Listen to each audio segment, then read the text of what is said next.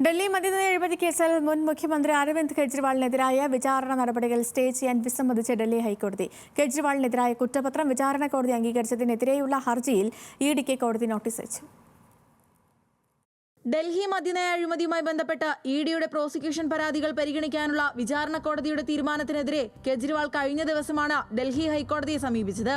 ഡൽഹി മുഖ്യമന്ത്രിയും പൊതുപ്രവർത്തകനായിരിക്കെ പ്രോസിക്യൂഷൻ അനുമതിയില്ലാത്ത സാഹചര്യത്തിലായിരുന്നു പ്രത്യേക ജഡ്ജി കുറ്റപത്രം പരിഗണിച്ചതെന്ന് ചൂണ്ടിക്കാട്ടിയാണ് വിചാരണ കോടതിയുടെ ഉത്തരവ് റദ്ദാക്കാൻ കെജ്രിവാൾ ഹർജിയിൽ ആവശ്യപ്പെട്ടത്.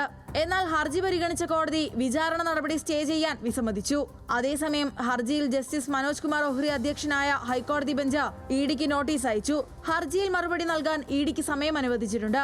കെജ്രിവാളിന് വേണ്ടി മുതിർന്ന അഭിഭാഷകരായ എൻ ഹരിഹരനും റബേക്ക എം ജോണും ഇഡിക്ക് വേണ്ടി സോളിസിറ്റർ ജനറൽ തുഷാർ മേത്തയും ഹാജരായി. പ്രോസിക്യൂഷൻ അനുമതിയുണ്ടെന്നും വിഷയത്തിൽ സത്യവാങ്മൂലം സമർപ്പിക്കാൻ സമയം വേണമെന്നും തുഷാർ മേത്ത പറഞ്ഞു.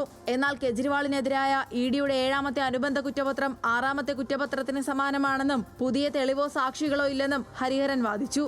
അതിനാൽ കുറ്റപത്രം നിയമപരമായി അസാധുവാണെന്നും അദ്ദേഹം വാദിച്ചു. എന്നാൽ അത്തരം അവകാശവാദങ്ങൾ വിചാരണ കോടതി നേരത്തെ തന്നെ തള്ളിയിരുന്നതായി മേത്ത വാദിച്ചു. വാദം കേട്ട കോടതി കേസ് പരിഗണിക്കുന്നത് ഡിസംബർ 20 മാറ്റി. National desk news Malayalam.